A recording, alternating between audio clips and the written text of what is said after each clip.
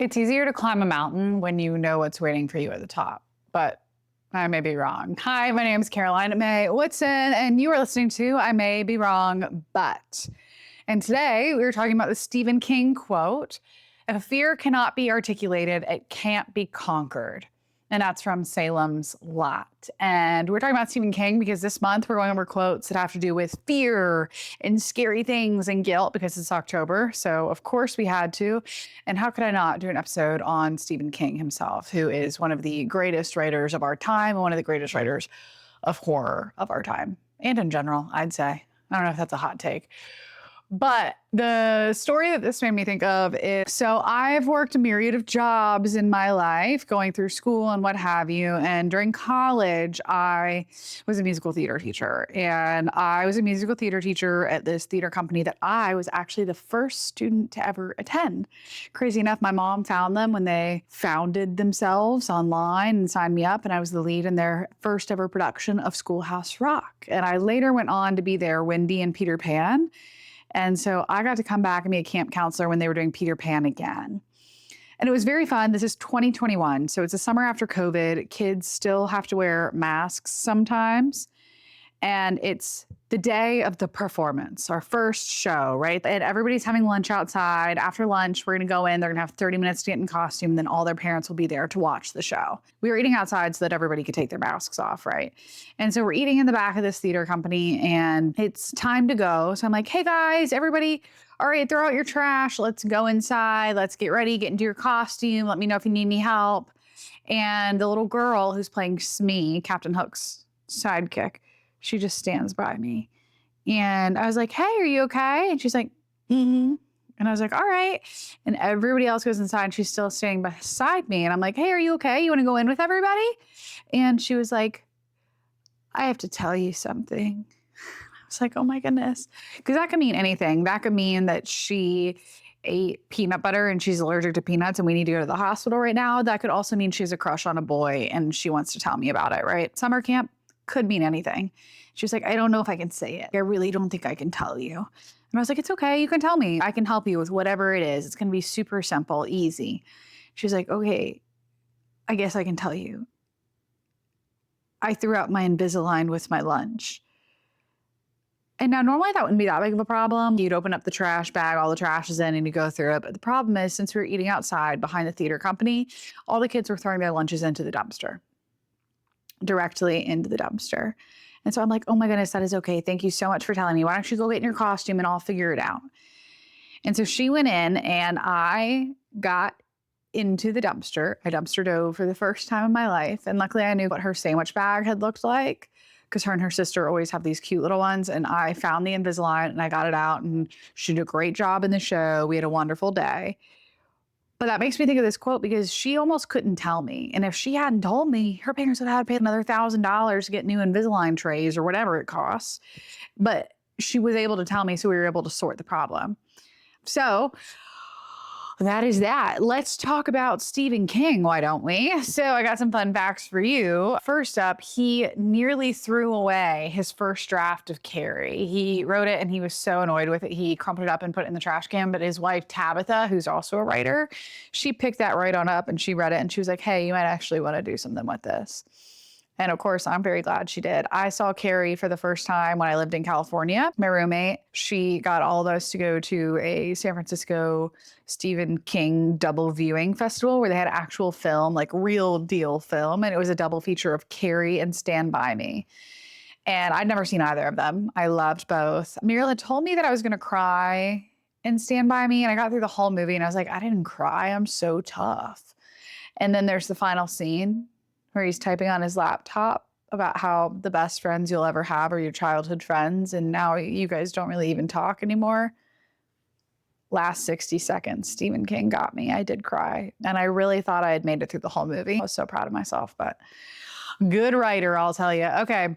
Stephen King did have a pseudonym for some of his works like The Running Man and Thinner. And this pseudonym was Richard Bachman, and he got this from combining Richard Stark, a pen name used by a crime writer, Donald E. Westlake, and Bachman from the band Bachman Turner Overdrive, whose song You Ain't Seen Nothing Yet was playing at the time. Stephen King also established the Dollar Baby program, which this was a contract that would allow young filmmakers to produce some of his unpublished works.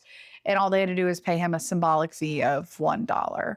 And the main condition was they couldn't distribute this commercially. But can you imagine being a young filmmaker and getting to use Stephen King's work to make a film? Oh my gosh, so cool. What a cool guy. Another thing about Stephen, he was a washerman and a janitor. And I find this inspiring. So before his success with Carrie, King and his wife, Tabitha, were so poor, they lived in a rented trailer and had to take on multiple jobs. King worked in an industrial laundry in addition to being a high school English teacher. He also worked as a janitor during college breaks. I think that's inspiring because it's easy to think nowadays that there are the people who are successful and then there's the rest of us, right? It's easy to think that there are these people who get so wickedly famous and they get to do what they love forever, and then that's just not some people's lot. However, that's not necessarily the case. There's that grind period. And I think it can be easy to forget about that now with social media and everything and TV. It seems like everybody just gets everything they want, but it takes work. Some people get it sooner than others, but this grind all led to him being a better writer, and it led to that big burst. And I would love for that same thing to happen to me. Maybe I'm in my janitor era right now, and I'm going to be like one day me shooting all these by myself, recording them, editing them, and writing little Substacks every week that 4 people like. Maybe that's all going to amount to something I like to tell myself in my head. Next up, at the age of 6, King started writing stories, and his aunt Gert encouraged him by paying him 25 cents for each tale he completed. And this warms my heart because my grandmother, she would act as my first publisher. If I wrote a story, she would type it up for me on the computer, and then she'd laminate the pages and she'd tie them together with ribbons. And oh my goodness, I kind of feel like I'm gonna cry. When I put out my first book of poetry, she had already passed away, so she never got to see that. But she's in the dedication because she was my first publisher. And it makes me kind of sad to think that she never got to see that. And hopefully there'll be many more books. Not that she'll get to see them, but hopefully there will be, and it will be partially because of her. And then finally, Stephen King was in a rock band with other famous authors. So he played guitar in the charity supergroup The Rock Bottom Remainders, which included authors like Amy Tan, Dave Barry, Mitch Albom, and Matt Groening. I might be saying that wrong, who created The Simpsons. Okay, and now let's talk about our quote again. If a fear cannot be articulated, it cannot be conquered. And that's from Salem's Lot. So I haven't finished Salem's Lot yet. I actually just started listening to the audiobook of it. Since it's spooky season, I wanted to read something a little scary. So Salem's Lot is about, obviously, the scary story of what happens when a powerful ancient vampire takes residence in a calm New England town of Jerusalem's Lot. That's where the name comes from. And this novelist, Ben, he returns to his home, and there's all these strange disappearances and weird transformations going on, and they're just trying to figure out what is going on in their hometown. Yeah, and so that is where our quote of today comes from. But I also wanted to pull some quotes for you from Stephen King's book on writing, since some of you listening to this might be writers or avid readers. I've talked about on writing before, but I've never read you quotes. So since we're in King land, I figured we ought to go there. So I'm going to rapid fire through a bunch of these.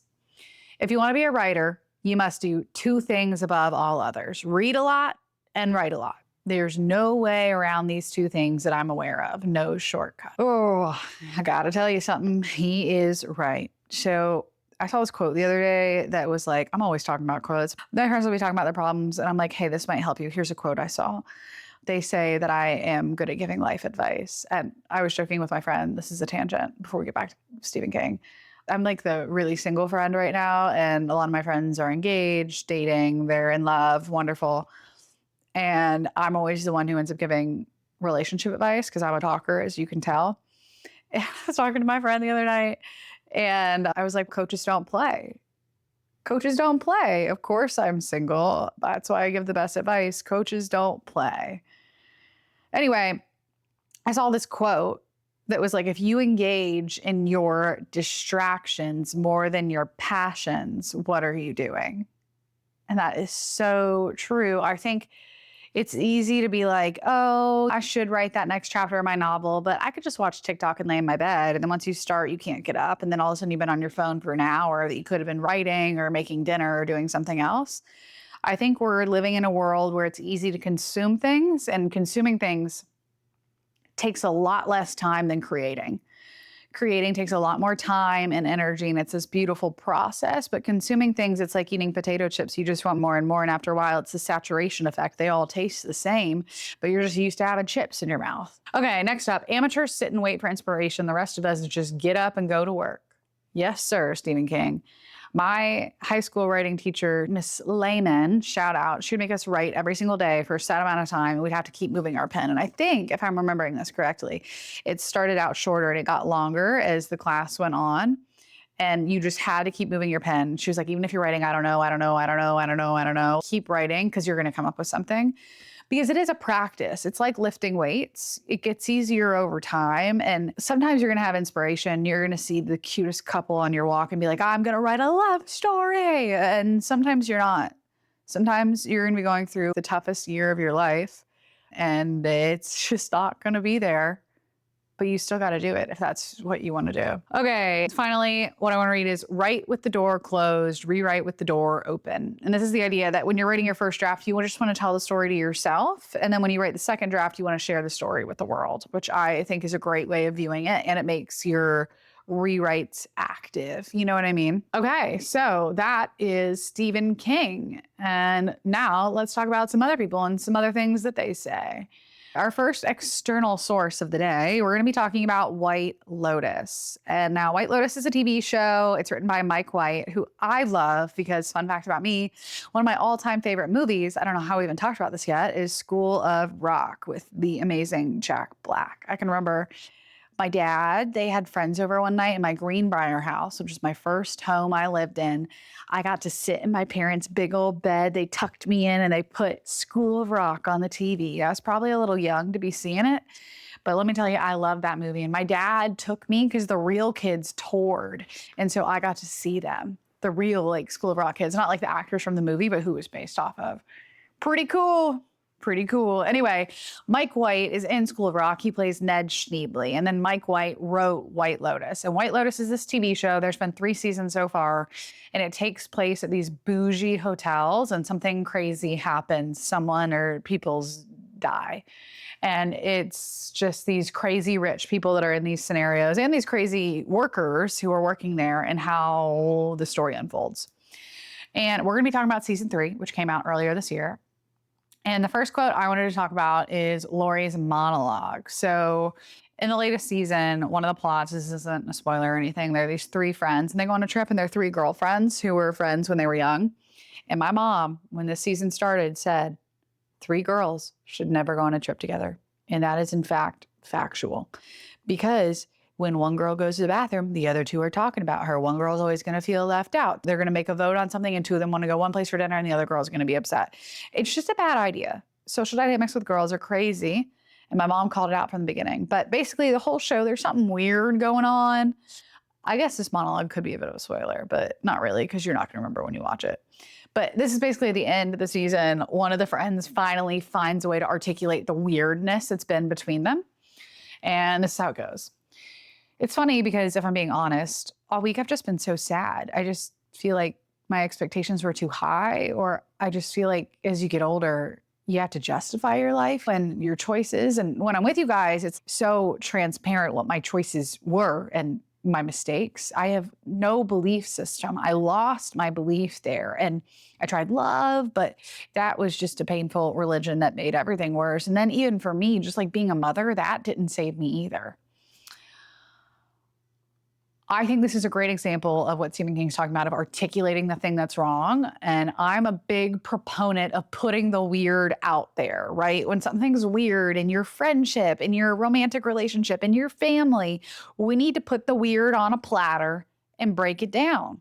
Okay, we need to look and be like, okay, that little potato appetizer thing, that started out the weirdness. And then this main fat course of red meat, that's the bulk of the weirdness, right? And then there's a little tiramisu of weirdness that came as a result of everything else. We need to look at this whole meal and be like, why is it weird? Why is it uncomfortable? Why is it making us sad? Why is it awkward? Why is it evil? What is the weird thing in front of you? And once you can break it down and look at it, you can figure it out and it can get better. But if you keep the weird hidden away, all of a sudden it's going to boil up at some point and you don't know what's going to happen and you're never going to be okay. So anyway, that's just a quote about getting the weird out there so you can figure it out and move on and conquer what you're trying to conquer. The one other thing from this season that I wanted to talk about is from the Ratliff family. So in one of the other side plots is there's this family who's on the trip and one of their daughters, it turns out she wants to go on this crazy trip to check out the place where the monks live. She has decided in her head that after she graduates school, she wants to be in the monastery, and they're a very wealthy family, and that would obviously be living like the opposite of that. And so her mother and father are talking about it, and her mother says she needs to fear poverty, Tim, like everyone else we know. That way she'll make good decisions. And this conversation goes on to one of the famous quotes from this season. We're not going to lose everything. And if we did, honestly, I don't know if I'd want to live. I just don't think at this age I'm meant to live an uncomfortable life. I don't think I have the will. And I want to talk about that quote because saying she needs to fear poverty, they wanted her to go into the monastery and spend a night there so she can see it. And I think once she saw it, she would know what it is. And they were hoping that if she saw it and realized, oh my gosh, I really love my queen bed at home with the satin sheets versus sleeping on a cot on the floor, that then she would understand that's what she wants. Again, she hasn't quite seen what that life would be like, so she doesn't really know what she wants. I do think, not that I'm contradicting Stephen King because I would never do that, but I do think sometimes it can serve you to not know what you're getting yourself into. For example, when I moved across the country, I grew up in Virginia and I finished college and then I studied abroad for a little bit in Oxford. And then I got back and I immediately moved to California. And I'd never set foot in California. I really hadn't gone anyway that way. I'd really just been like up and down Florida and Michigan my whole life. I'd never been on that side of the country. And so I got off the plane the day I was moving there. And before I went, all of our neighbors were like, wow, you're so brave. You're going to California. Wow, you're going to be so far from your parents. Wow, it's going to be crazy. And I was like, hey, it's okay. That's just what everybody does. But it's not what everybody does.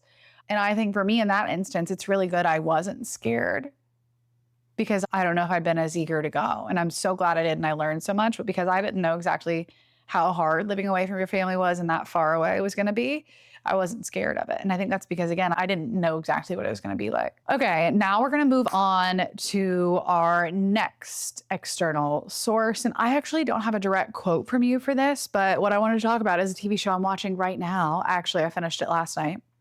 It's called The Girlfriend. And it's a new TV show. It's on Amazon Prime. And it stars the girl who's in House of the Dragon, which I actually don't watch. One of my friends told me she's in that. So if that means something to you, there's that. But the whole point of the show is there's this guy and he gets a new girlfriend and he has a very protective mom. And basically some crazy things go down, like really crazy, not normal people crazy, like really crazy. But the cool thing is what I wanted to talk about. Every episode, you first get one perspective. Let's say it's from the girlfriend's perspective and you see a bunch of scenes in a row, all from her point of view. Then it cuts to the mother's perspective and you see the same scenes, but from her perspective. And so sometimes you don't know exactly what actually happened until you see both. And then even once you've seen both, I think the point of the show is you have to decipher what you believe to be the true story. And I wanted to talk about it because it's cool and spooky for us, so it fits into our October theme. As an audience member, a watcher, you don't know exactly how you feel. Because let me tell you, it seems like one girl's crazy and then it seems like the other girl's more crazy. And it turns out they're probably both a little crazy. But the whole time you got to watch it to figure out which psycho's side you're on. And it's very interesting. And I think it's the idea of that dual perspective, articulating the different ends of the story for you to know a whole narrative. And I think that's really interesting. And I think that's something that if you're an artist of sorts, to pull into your work, the different point of view and how you can actually use the points of view against each other and then to also make a more robust narrative. And following that suit, of course, we're going to talk about a song. And this week we're going to talk about Size of the Moon by Pinegrove. I love this album. I think every song is amazing. And I'm just going to start by reading you the lyrics I want you to hear. I don't know what I'm afraid of, but I'm afraid. One day it'll all fall away. Maybe I read that, but still, let's see. If nothing else, it's an idle curiosity. I think that first part, I don't know what I'm afraid of, but I'm afraid, perfectly aligns with what we're talking about today. I think things can be scarier when you don't know what they are. And I think that, forgive me if I'm wrong, I'm not a horror girl, but I think that's one of the tricks to horror is not letting the people see your villain too soon. And it can be scarier when you haven't seen it yet, kind of like in Stranger Things, like you really don't see the villain for a very long time. And not being able to see it makes it more scary.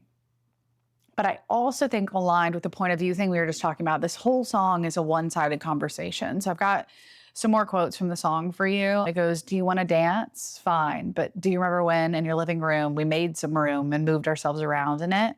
Do you want to talk? Fine, I'll talk it out with my dad. It's always nice when he says he'll have some good advice from something in a book he read. Would you like a drink while we wait for everything to get good again? What's interesting about that, aligning with our narrative, our point of view point, you don't know when you're listening to this song if this is a conversation and we're just hearing half of it and the other conversation's happening, or if it's someone who is silent. Is the person dead that he's talking to? Is the person just unresponsive on the phone? You don't really know what the narrative is. And I think that's really an interesting idea for a song. And one more thing I want to read for you. This is Maya Angelou. It's a poem called Life Don't Frighten Me. Shadows on the wall, noises down the hall. Life doesn't frighten me at all. Bad dogs barking loud, big ghosts in a cloud. Life doesn't frighten me at all. Mean old mother goose, lions on the loose. They don't frighten me at all. Dragons breathing flame on my counterpane. That doesn't frighten me at all. I go boo, make them shoo. I make fun, way they run. I won't cry, so they fly. I just smile, they go wild. Life doesn't frighten me at all. Tough guys in a fight. All alone at night, life doesn't frighten me at all. Panthers in the park, strangers in the dark, no, they don't frighten me at all. That new classroom where boys all pull my hair, kissy little girls with their cares and curls, that don't frighten me at all. Don't show me frogs and snakes and listen for my scream. If I'm afraid at all, it's only in my dreams. I've got a magic charm that I keep up my sleeve. I can walk the ocean floor and never have to breathe. Life doesn't frighten me at all. No, not at all. Not at all. Life doesn't frighten me at all. Beautiful, isn't it? I thrifted this book in college. I'm actually reading a physical book if you're just listening to this and you're not watching the video. And every single page has underlines and writings on it. And that poem has little hearts around the page number. But I think that does a good job of she articulated the fears, the lions on the loose, the strangers at night. And because she can write it down, she's not afraid of it. And I think that perfectly aligned with what we're talking about today. And it's also just beautiful. Like hearing it, obviously she does a much better job than I ever could, but hearing it out loud, I think it's just beautiful. Which is another funny point. When I started writing poetry, I would tell everyone it's not made to be read out loud. Like my poetry, it's meant to be, it's intellectual. It's meant to be read on the page. Not to say spoken word is not intellectual, but that's what I was going through at the time. And now I went viral on TikTok for reading my writing out loud. So that's a silly thing I used to say to myself. But the last thing I wanted to talk about was when I was 13, my friend group, SNET, we were staying at this cody's house and we were allowed to watch a horror movie, but the horror movie had to be PG-13 because we were around that age where it ought to be.